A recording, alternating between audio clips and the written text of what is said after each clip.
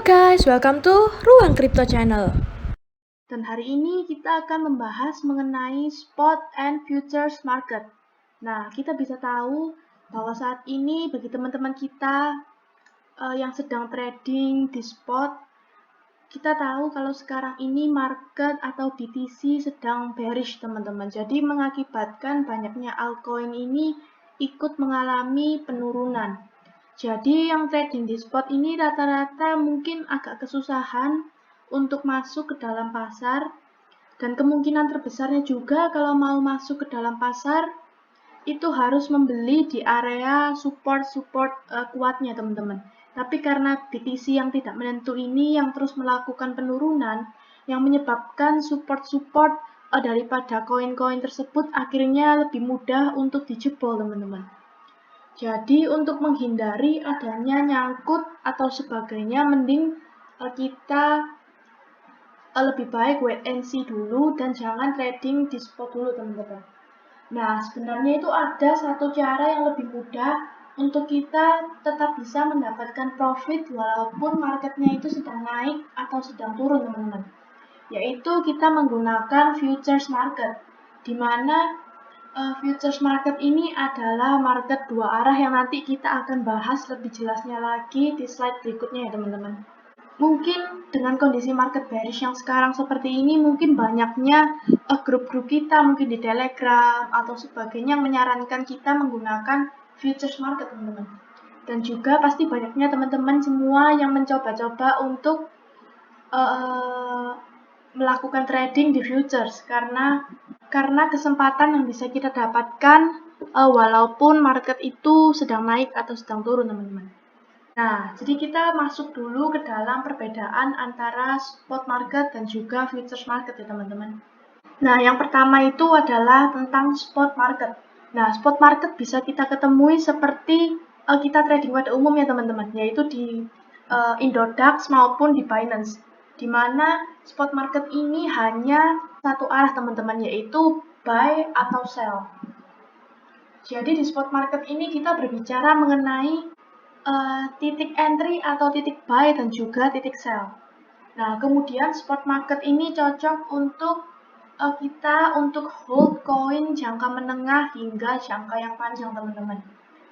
Dan yang selanjutnya, spot market ini cocok untuk bagi para pemula yang barusan terjun di dunia kripto teman-teman. Jadi spot market ini yang buat teman-teman pemula yang mungkin baru mulai terjun di dunia kripto, teman-teman bisa coba dulu belajar untuk membeli sebuah koin di spot market teman-teman. Karena spot market ini terbilang lebih low risk daripada di futures market.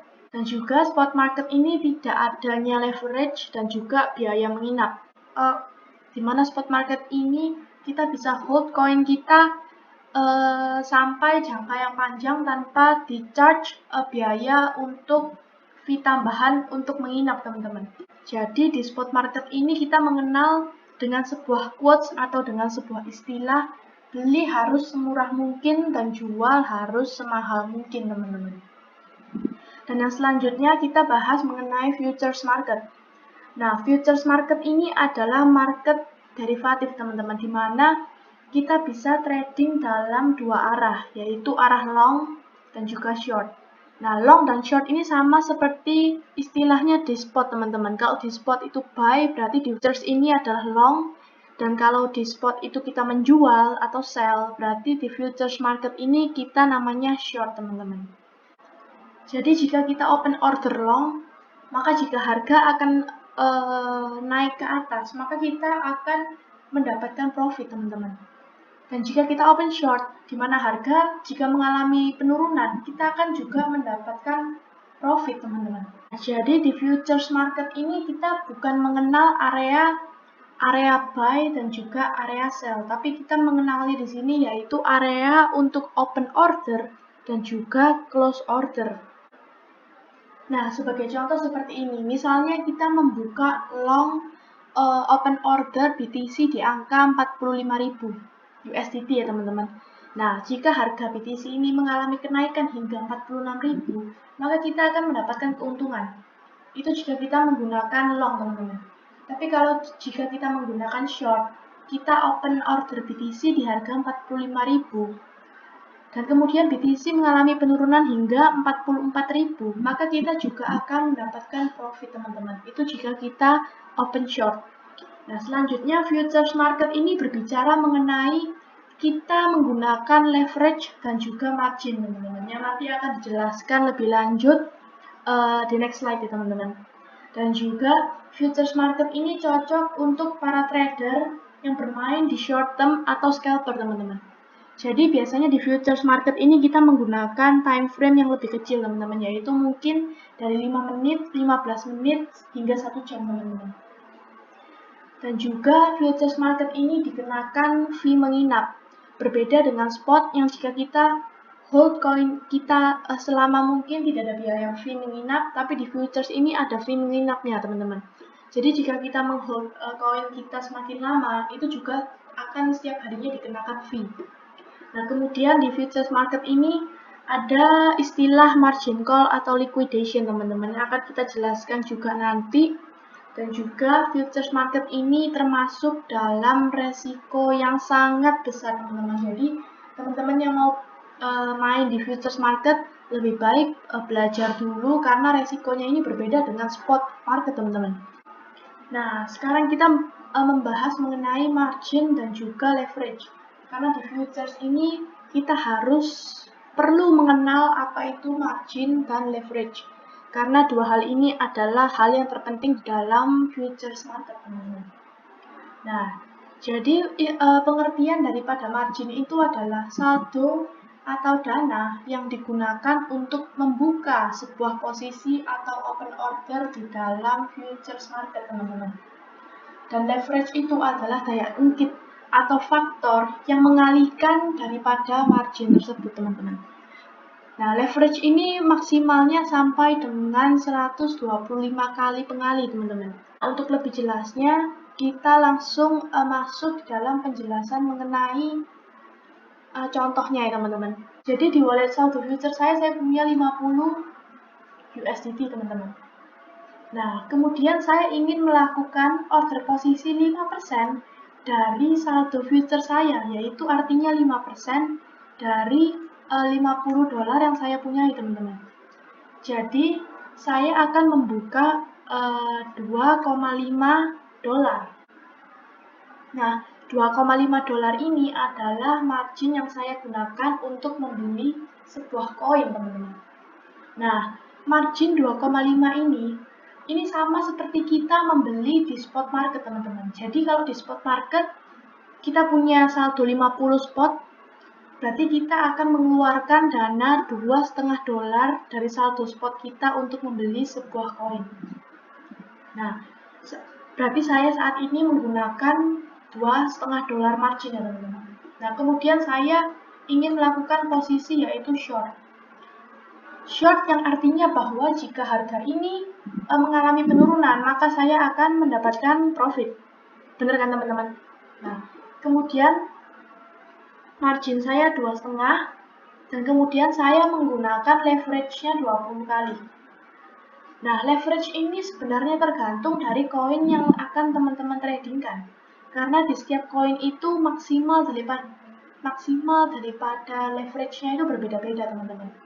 Nah, ini saya menggunakan contoh aja, leverage-nya ini saya menggunakan 20 kali ya, teman-teman. Sehingga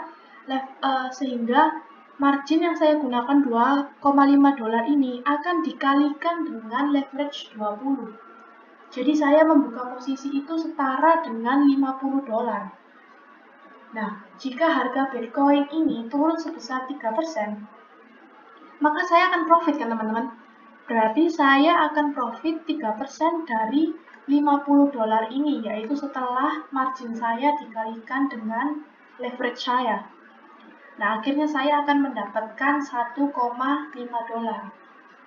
Tetapi, jika kita tidak menggunakan leverage, maka kita hanya mendapatkan $0,075, teman-teman. Karena kita hanya menggunakan margin saja, tanpa dikali dengan daya ungkit atau leverage. Jadi, keuntungan yang kita dapatkan itu akan menjadi lebih sedikit dibandingkan jika kita menggunakan leverage, teman-teman. Nah, jadi kesimpulannya seperti ini teman-teman. Jadi kalau kita menggunakan leverage, saya akan profit 1,5 dolar yang setara dengan 60%. Kenapa 60%? Karena kita kan profit 3% teman-teman. Kita profit 3%, tetapi karena kita menggunakan leverage 20 kali, artinya kita juga akan mendapatkan profit sebesar 60% atau 1,5 dolar dari modal yang kita keluarkan setelah dikali oleh leverage, yaitu 50 dolar ini teman-teman. Juga ini berlaku untuk jika kita mengalami loss ya teman-teman. Jadi misalnya kita mengalami loss sebesar 3%, yang artinya bahwa Bitcoin ini naik sebesar 3%, maka kita akan mengalami loss sebesar 3% kan teman-teman.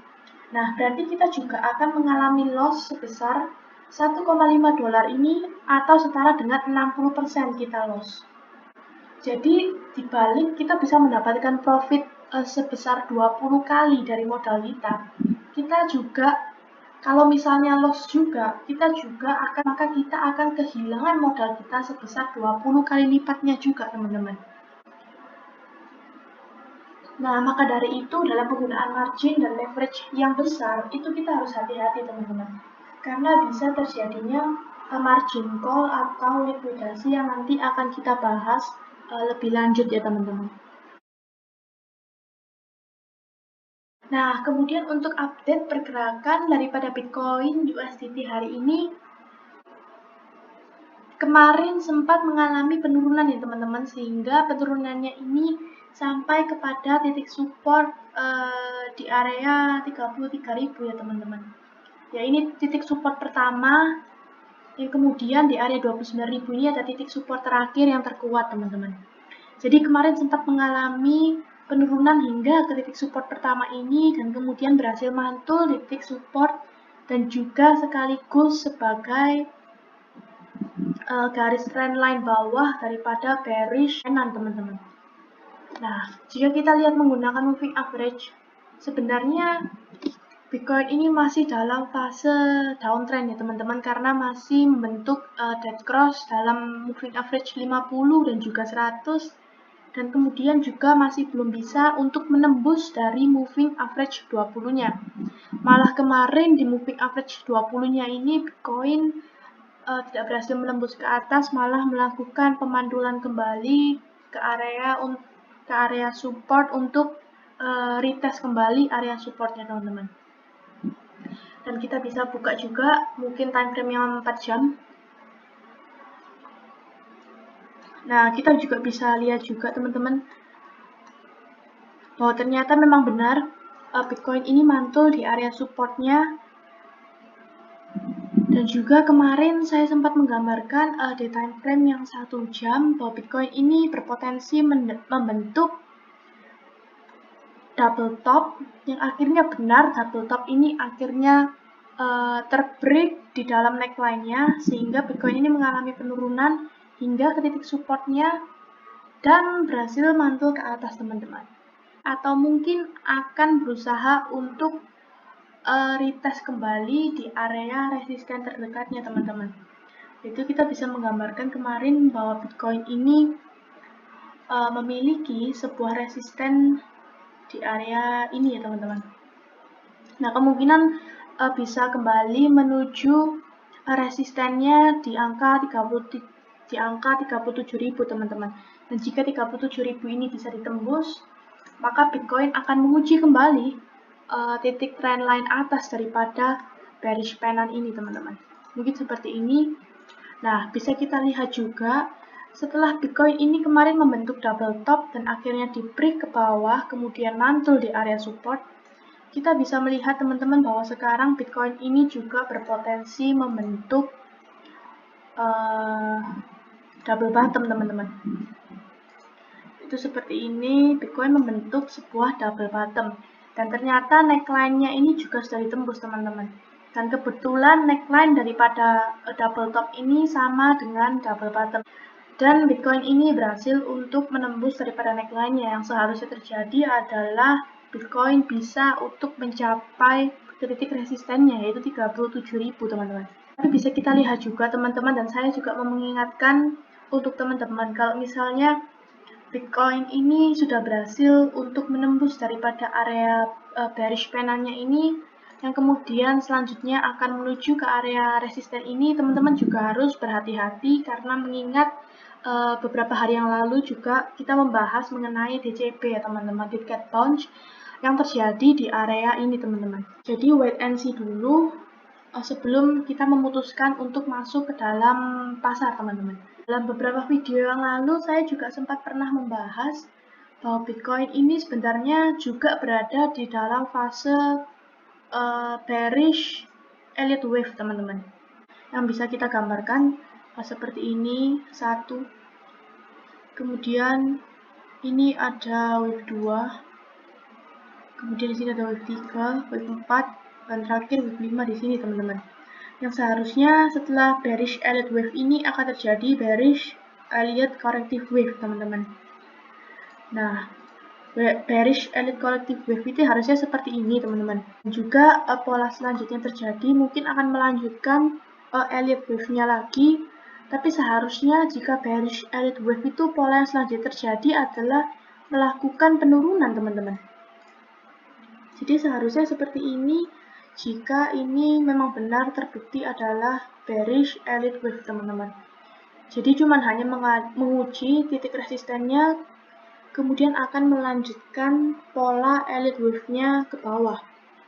Nah, jika memang benar di titik 44 hingga 45.000 ini terdapat DCB, maka pola yang selanjutnya terjadi juga akan ke bawah kira-kira seperti dengan bearish elite wave-nya ini teman-teman. Nah, jadi seperti itu. Dan kalau misalnya kita menggunakan time frame yang lebih besar aja teman-teman, yaitu di time frame one day. Sebenarnya kalau di dalam time frame one day kita menggunakan ini kita menggunakan Fibonacci retracement, menghubungkan antara titik swing low dan juga swing high terakhir. Nah, di sini kita bisa melihat teman-teman bahwa sebenarnya Bitcoin ini juga tertahan di area Fibonacci 1,6 ya teman-teman. Tapi kalau misalnya kita bisa menggunakan Fibonacci dengan jarak yang lebih kecil lagi, yaitu menghubungkan antara swing low terakhir daripada Bitcoin dan juga swing high terakhir daripada Bitcoin ini teman-teman. Nah, seperti ini kita bisa melihat bahwa di titik support ini terdapat golden ratio yaitu di angka 0,618 ini teman-teman. Dan memang terbukti bahwa Bitcoin ini mengalami pemantulan di 0,618 ini teman-teman. Thank you for watching teman-teman. Stay tuned in next video.